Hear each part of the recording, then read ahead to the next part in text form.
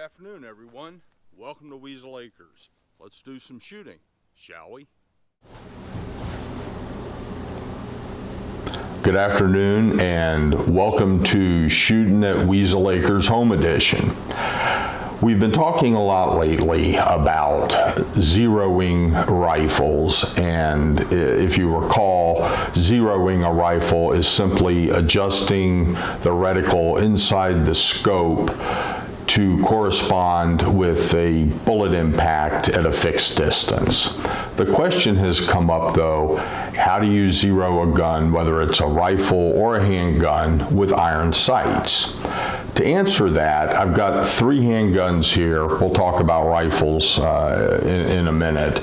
But these three guns all have different types of sights, and we'll discuss each of those individually. First up, we have a Smith & Wesson Model 64. So the Model 64 is an example of a handgun that has non-adjustable sights. The rear sight is simply a groove in the top of the frame. The front sight is a fixed blade. There's nothing that's adjustable on this gun. Next up, we have a Smith & Wesson Model 686. The Model 686 is an example of a gun that has fully adjustable sights. There are two screws on this rear sight element. One will move the point of impact right and left, and the other will move the point of impact up and down. All you need is a small flat-bladed screwdriver to make these adjustments. And finally, we have a Sig Sauer P239. These iron sights, these are actually made by a company Trigicon, so they have tritium inserts, which glow in the dark. Although it has iron sights and they're fixed, they are adjustable. However, to do that, you need a special tool.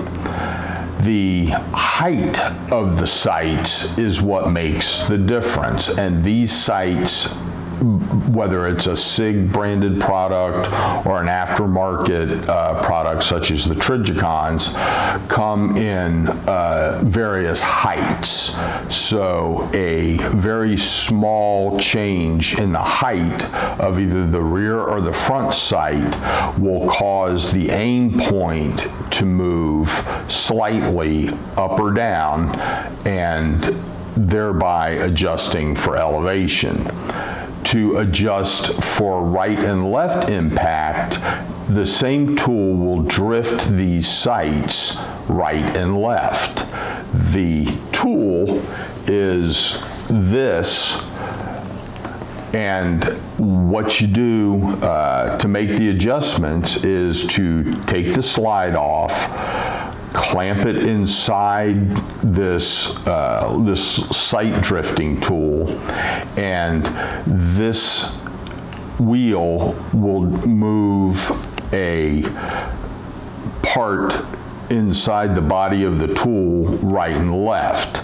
These sights are held into the gun by dovetails, so by changing the height of either the rear sight or the front sight, and by drifting these right or left, you can adjust the bullet impact based on your particular grip and shooting style. Very small adjustments are needed to move the bullet impact. The different sights, drifting at the rear sight about 2/10 of an inch will move the bullet impact almost 3 inches at 25 yards.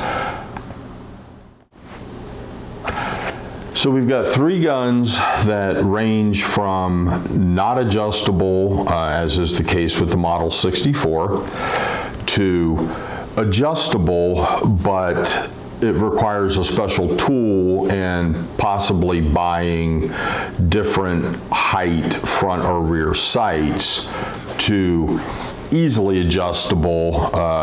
Even at the range, all you need is a small screwdriver. I will say that before you decide to start making adjustments to your sights on handguns, you need to be firing from a very stable position, ideally off of a sandbag or other stable shooting support.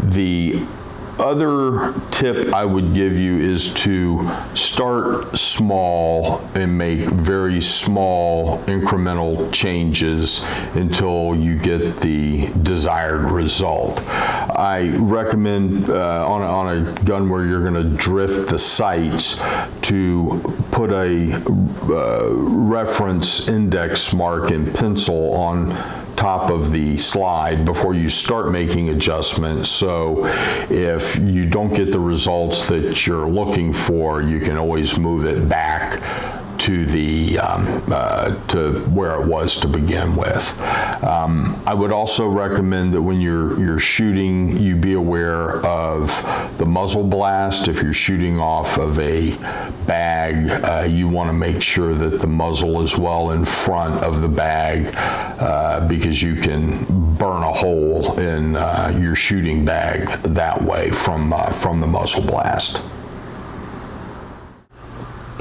Now let's talk a little bit about zeroing rifles that have iron sights.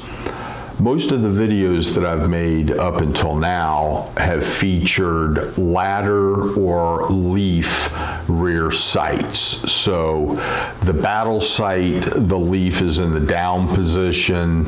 If they're going to be used at longer ranges, beyond 100, 200 yards, the leaf is popped up and there are little marks for the different distances marked on the rear sight. But in the down position, that's considered the battle sight. If you recall, there are two variables that affect the ballistic flight of a bullet: the weight of the bullet in grains and the velocity of the bullet when it leaves the barrel. So any change in either of those two variables is going to change the ballistics of the round. The .03 Springfield is a perfect example. When that rifle was introduced in 1903, it was firing the 30-03 cartridge, which had a 220 grain bullet. 3 years later, when they introduced the 30-06 round, it was firing a 150 grain bullet. Several years after that, I believe it was in 1926, they changed the specification to 173 grain bullet. And then in 1940, they went down to 152 grain bullet. Each had different bullet weights and correspondingly different muzzle velocities. So to zero those rifles with the battle sight, changes had to be made to the front sight on the rifle. The .03 Springfield you can actually buy, just as with this SIG P239. You can buy those front sights that have different heights based on the ammunition that's being used. The takeaway there is if you have elevation problems using the battle sights, you need to make an adjustment to the front sight. There have been all sorts of field expedient solutions to that, whether it's increasing the height of the front sight by brazing some additional metal material onto the top of the front sight, or removing material with a file. So those those are just some of the considerations. Yes, those rifles are adjustable, but as in the case of the SIG here, it's not a simple process. So that's about it for a quick look at zeroing either handguns or rifles with iron sights.